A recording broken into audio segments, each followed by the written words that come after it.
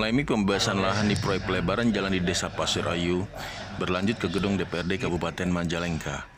Pada Kamis, 2 Juli 2020, sejumlah warga Pasir Ayu dan juga warga di luar Pasir Ayu, namun mempunyai lahan di Pasir Ayu yang tanahnya terdampak diundang oleh Komisi 3 DPRD untuk melakukan rapat dengar pendapat. Warga didampingi oleh Kepala Desa Pasir Ayu, Sutarmo, dan juga Camat Sindang, Dedi Supriyadi. Dalam kesempatan tersebut, warga diminta untuk menyuarakan pendapatnya. Warga tetap meminta sejumlah ganti rugi atas tanahnya yang terpakai.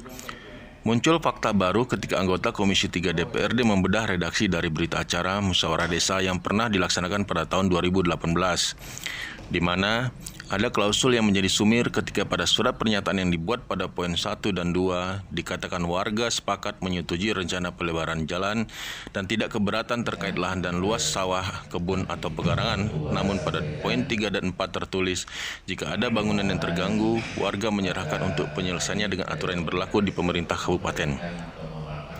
Begitupun poin 4 terkait ganti rugi sawah dan kebun dan pekarangan. Menurut Dasim R. Pamungkas, anggota Dewan Komisi 3 DPRD Kabupaten Majalengka dari Praksi Nasdem, bahwa permasalahan muncul akibat tidak hadirnya pemilik lahan di luar Pasir Ayu ketika musyawarah desa, sehingga terjadi miskomunikasi dengan kepala desa, dan akhirnya ketika proyek sudah berjalan, warga tersebut meminta ganti rugi. Dasim menambahkan bahwa dirinya memberikan saran yang tegas kepada Dinas PUTR, Camat, dan Kepala Desa agar segera dimusyawarahkan untuk memberi ganti rugi kepada warga yang lahannya sudah digarap. Padat, yaitu adanya ruas jalan Cicalung Ekspresidan.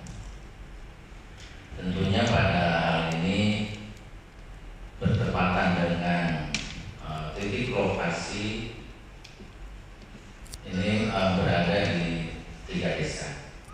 Komisi 3 dari Praksi Resolusi Pembangunan. Setelah saya mencermati apa yang tadi di forum rapat disampaikan oleh kepala desa, oleh pendamping dan masyarakat, ditemukan bahwa ada 2 bidang tanah, 1 pemilik yang meminta ganti rugi tapi sudah dibangun.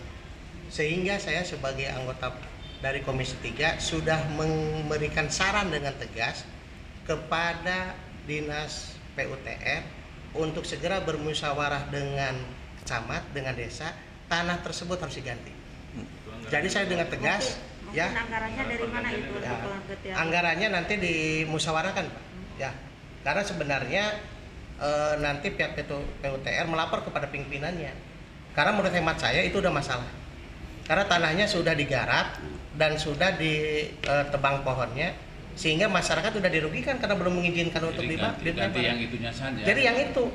Jadi tanah yang 2 bidang, 1 pemilik yang sudah digarap oleh proyek, udah digali, udah dibangun, dan itu yang harus diganti.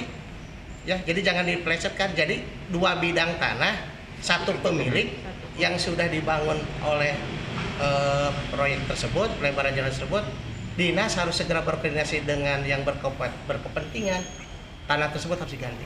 Ya, dari saya gitu. Terkait dengan anggaran, kan tidak bisa menadak anggaran. Biarkan mereka eksekutif. Mereka yang mengatur kapan dianggarannya di kapan. Nah, kita yang mendorong. Berarti itu mah khusus untuk ya nanti mereka anggaran. Dan kalau untuk anggaran tanya ke mereka kan eksekutif. Bisa spontan. Ya, bisa spontan. Bahwa tanah tersebut diganti. Saya rasa tadi keterangan dari Dinas PUTR udah jelas bahwa pelebaran jalan itu berdasarkan ajuan dari pihak desa dengan dilengkapi berkas hasil pertemuan musyawarah. Pertemuan musyawarah itu menyatakan bahwa masyarakat di Desa Pasir Ayu sepakat tidak meminta ganti rugi.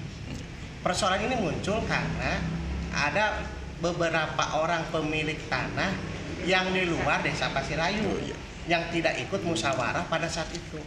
Sehingga mereka tidak ada komunikasi. Sebenarnya ini diskomunikasi aja antara kepala desa dengan pemilik tanah. Ya.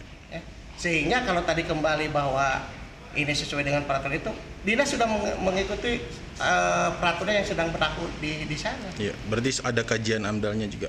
Ya jelas. Nah, karena sebelum dilakukan itu pasti udah ada on the way spot, udah kunjungan lapangan di sana. Dan dasarnya itu dari mana? Kenapa tidak ada pembebasan tanah? Ya surat pernyataan tadi kan. Ya saya sudah menyodorkan kepada dinas. sehingga tidak ada usulan anggaran untuk pembebasan tanah di sana. Terima kasih, Pak. Dokumen berita acara yang didapat Polisword.news menemukan fakta bahwa 3 orang warga yang tidak hadir dalam musyawarah. Namun dalam berita acara terdapat tanda tangan 3 orang warga tersebut, yaitu atas nama Charman, Blok Paon, Miska Hebel Isuk, dan Kuat Hebel Isuk. Tim Majalengka melaporkan.